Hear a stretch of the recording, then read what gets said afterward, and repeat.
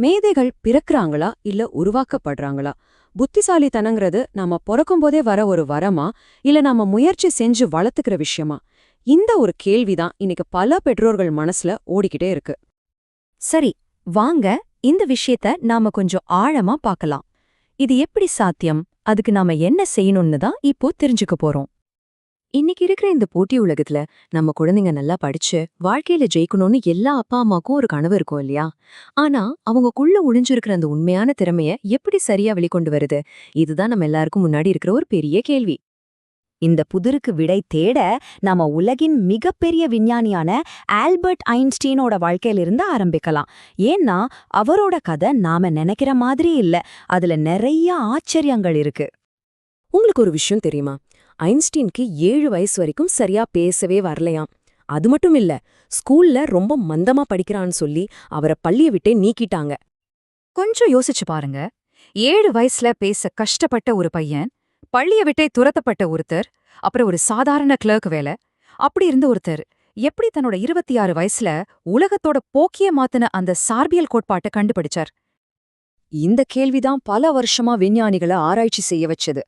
எப்படி ஒரு மெதுவாக கற்கும் குழந்தை உலகத்தோட மிகப்பெரிய ஜீனியஸா மாறுச்சு? அந்த ரகசியம் அவரோட மூளைக்குள்ளதான் ஒளிஞ்சிருந்தது.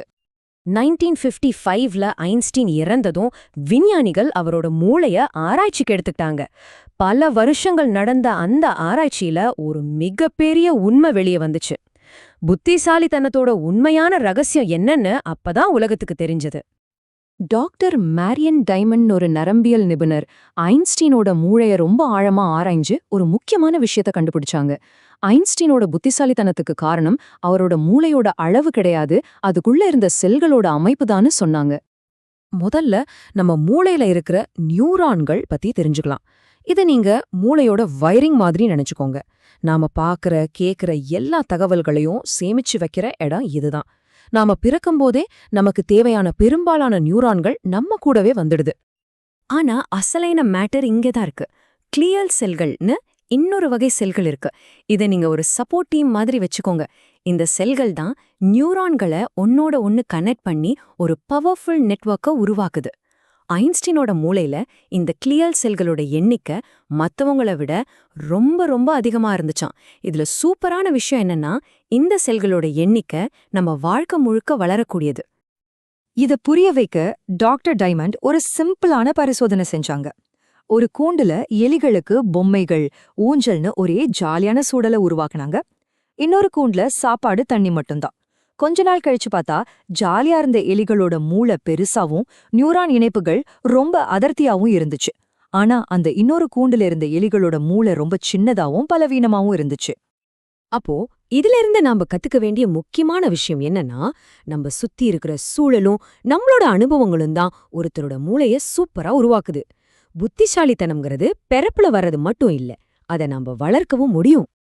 சரி, அப்போ நம்ம குழந்தைங்களோட மூளையை எப்படி வளர்க்கறது? அதுக்கு முன்னாடி மூளை எப்படி வேலை செய்யுதுன்னு சிம்பிளா பாத்துடலாம் வாங்க.